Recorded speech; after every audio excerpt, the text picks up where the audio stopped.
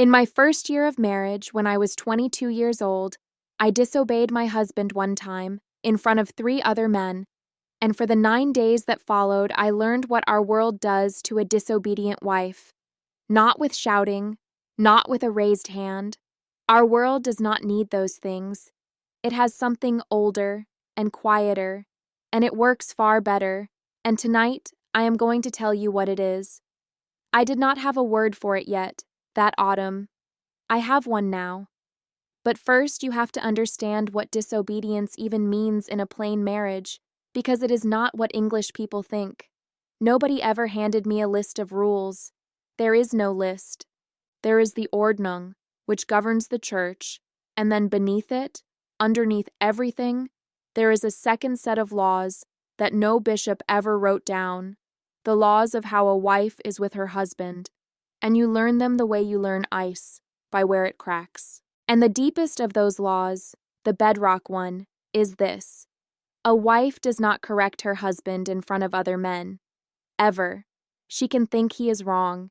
In some houses, in the right hour, gently, at the kitchen table with the lamp low, she may even say he is wrong. But before other men, her voice belongs to his side, the way her name belongs to his name. When a wife contradicts her husband in front of men, she has not embarrassed him. She has unmanned him. That is the word my grandmother used, and I never forgot it. I knew that law. Every plain girl knows that law before she knows her letters, and I broke it anyway, on a Thursday in October, over a horse. We were at the Yoder farm, because Amos meant to buy a driving horse, and old Yoder was selling one, a big, handsome standard-bred, and the deacon was there, and Yoder's grown son, 4 men around a horse, and me on the porch with Yoder's wife, close enough to hear. Now, my father dealt in horses my whole girlhood. I was raised on hoof and hock the way other girls are raised on batter and thread, and I could see from the porch, plain as morning, that the horse was lame coming up on the left front. Not badly. The kind of lame a seller can warm out of a horse for 20 minutes, the kind that comes creeping back in a month. And I watched my new husband, who is a good farmer and was never once in his life a horseman, walk around that animal nodding, and I heard the price old Yoder wanted, and I saw the deacon nodding along, and something in me stood straight up. And I came off that porch, and I walked across the yard into that circle of men, and I said, "Amos, look at the left front. She is short on it. Ask him why." I can still hear it. Not what I said. The silence after. Yoder's son looking at his boots to keep from smiling. The deacon looking at Amos. Everyone looking at Amos, and no one looking at me. Because in that moment, I had stopped existing, and the only question in the yard was what my husband's face would do. He did not buy the horse. We rode home without one word, and I sat beside him telling myself I had saved us from a lame animal and a bad bargain, and that he knew it, and that it would be all right by supper. It was not all right by supper. And now I will tell you what our world does, because this is the part no one outside has ever seen. He did not shout at me. He has never shouted at me in his life. He hung up the harness, and washed at the basin, and sat down at my table, and said grace, and ate my food. And he did not speak to me. Not that evening, not the next morning, not that whole first day, or the second, or the third. I do not mean he was cold in the way English couples are cold, slamming the doors, the hard sighs, nothing so loud. He answered direct questions with the fewest words a question can be answered with. He said please and thank you like a boarder in my kitchen, a polite stranger renting space in my marriage. And everything that needed deciding between us suddenly traveled through other people. He told his brother, in my hearing, that they would butcher Tuesday, so that I would know to be ready. He told his mother the fence money had come in, so that she would tell me. I stood in my own house, listening to my own life being spoken around me, the way you speak around a child or a hired girl. That is what is done. That is the whole punishment, and I promise you, you cannot imagine it until you have stood inside it.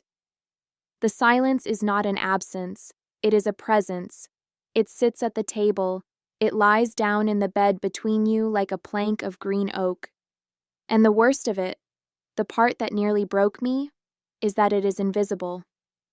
Church came that Sunday, and we rode to it side by side, and he handed me down from the buggy like a gentleman, and not one soul in that congregation could have seen anything wrong, and I sang the hymns with a stone where my chest used to be. On the 6th day there was a quilting at the Stoltzfus place, and I went, because not going would have said more than going. And I learned something that day that I have never forgotten, which is that the women always know. Nobody had told them. Amos had certainly told no one, and I had told no one, and it did not matter. There is a code among plain women, older than any of us, and it is read in the smallest things. Ruth Stoltzfus put me at the good corner of the frame, the east corner, where the light is best, which is where you put a woman who is being punished at home, so that she has one place in her week where she is honored. Nobody announced it. She just put her hand on that chair and looked at me.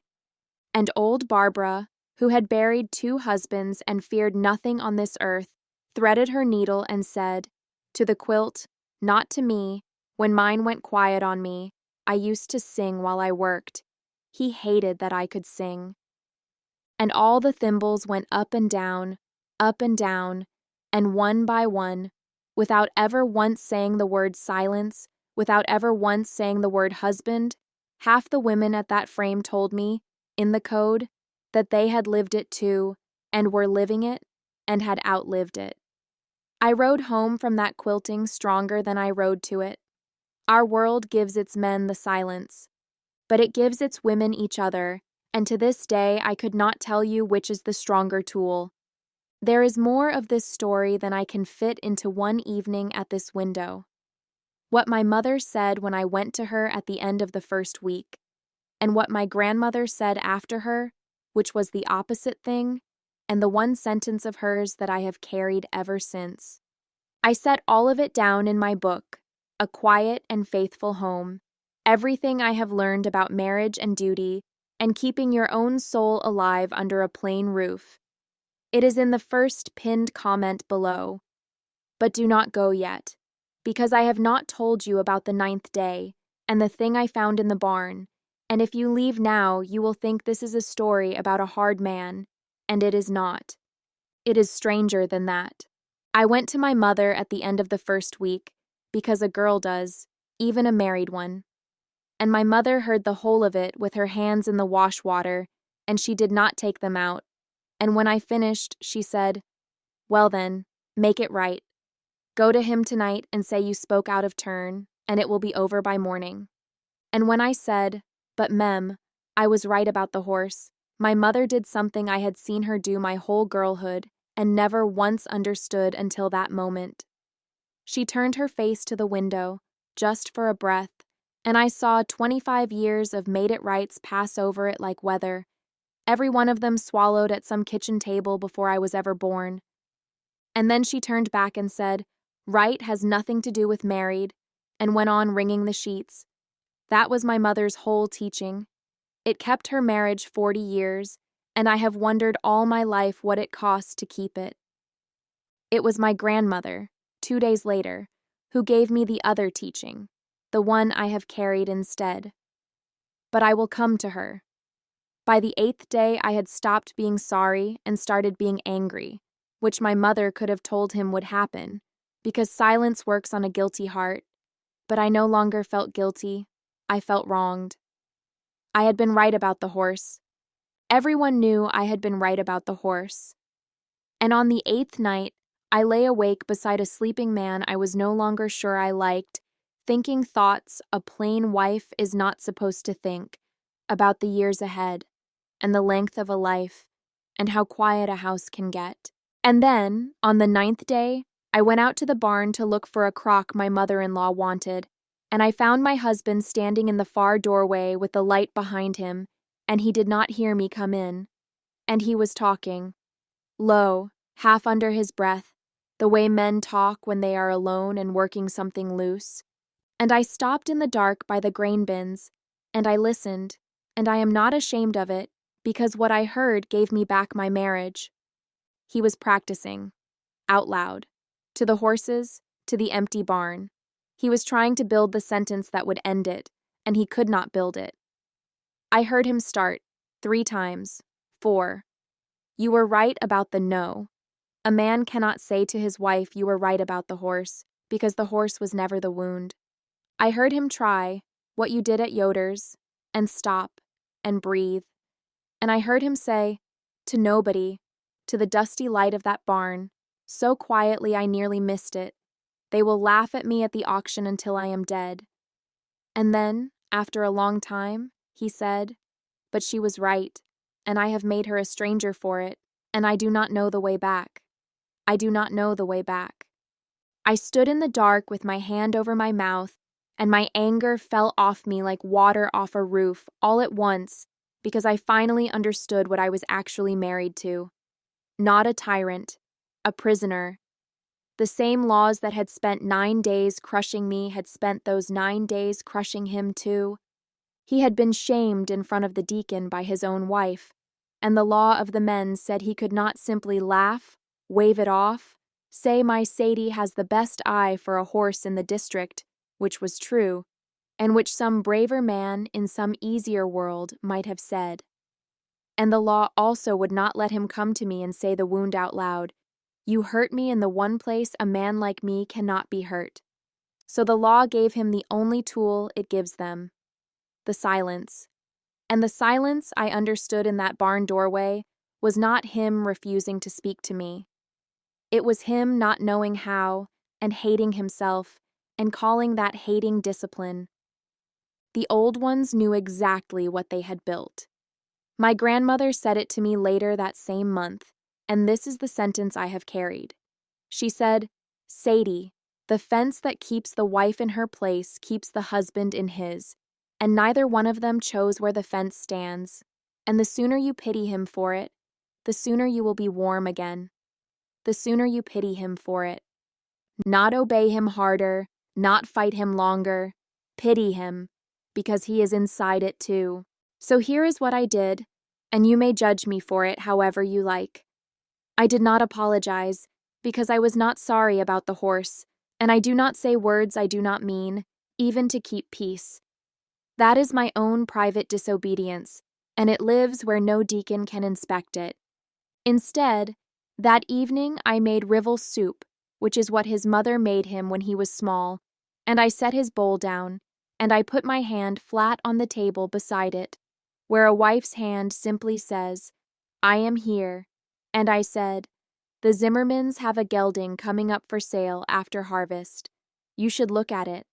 And I paused, and I said, you always know a sound one when you see it. It was a door, built so a proud man could walk through it. He looked at the soup for a moment, and then he said, first words to me in 9 days. Well, maybe you would come along and look with me. Maybe you would come along and look with me. That was his whole apology, and I knew what it had cost, and I took it, and we never once spoke of Yoder's yard again. But I will tell you the true ending, and then I am done, and it is the reason I can tell this story without bitterness. 3 autumns later, I was in the back of the fabric store in town, behind the shelves, and I heard the deacon on the other side, needling my husband, the way men do to see if a bruise is still tender. Something about, better bring the wife to check its feet for you. Little laugh in his voice, and I heard Amos say, flat and calm as a Monday, God gave her the eye. I would be a fool to buy a horse without her, and a bigger fool to care that you know it. He never learned that I heard. He will go to his grave not knowing. And that is the man that came out of the man the silence built, and it took him 3 years to grow that one sentence, and I have loved him without 1 day's interruption since the moment I heard it through a shelf of dress fabric. So, what are Amish husbands allowed to do to a disobedient wife?